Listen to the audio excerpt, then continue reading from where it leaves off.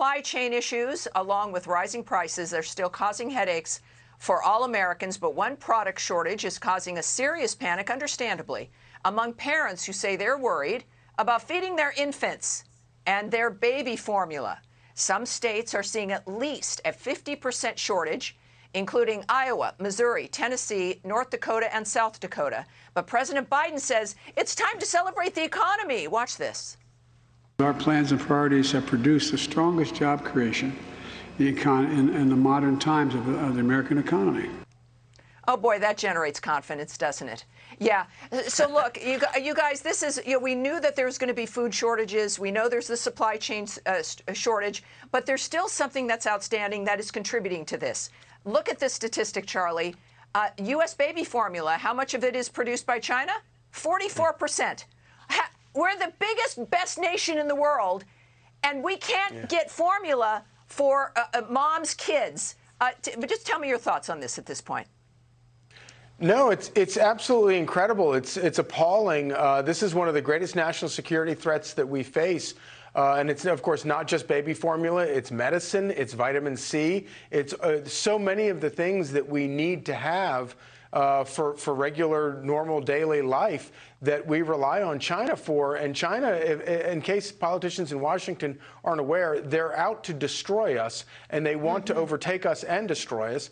And I'm as much a free market guy as you can be, but this is a real problem. When it gets to the point of being a national security problem, as this is, then we need to take it seriously and figure out how do we protect ourselves as a country so that our food supply, our baby formula supply, our medicine supply isn't, we don't have to rely on an existential enemy to give it to us. You know, Guy, we've talked today about an election coming up and the mood of Americans. The Democratic Party's devolved into protesting at Catholic churches on Mother's Day, and they think that issue is going to eclipse what happens when a mother or a dad goes into a store and cannot find, baby food and can't find formula.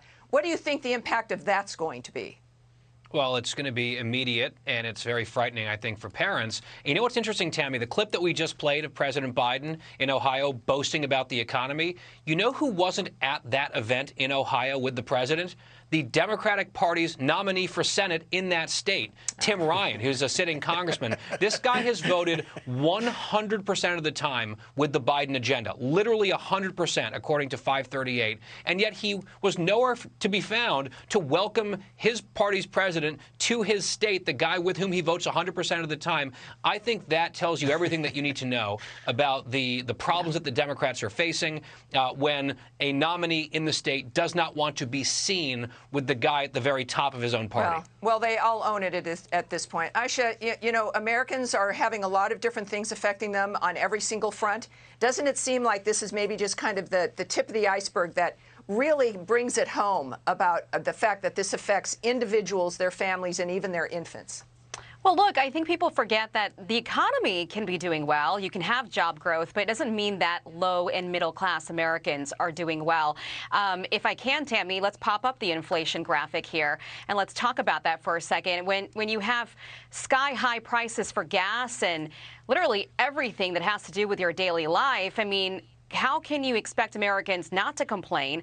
And let me just bring up the Census Bureau stat just reported last month. About 34% of Americans that were surveyed by the Census Bureau found it was somewhat or very difficult to pay their usual household expenses. That's in a strong economy, 34%. So this was the issue that Democrats, moderate Democrats, had when the Biden administration was trying to push Build Back Better, this giant trillion-dollar tax and social spending plan.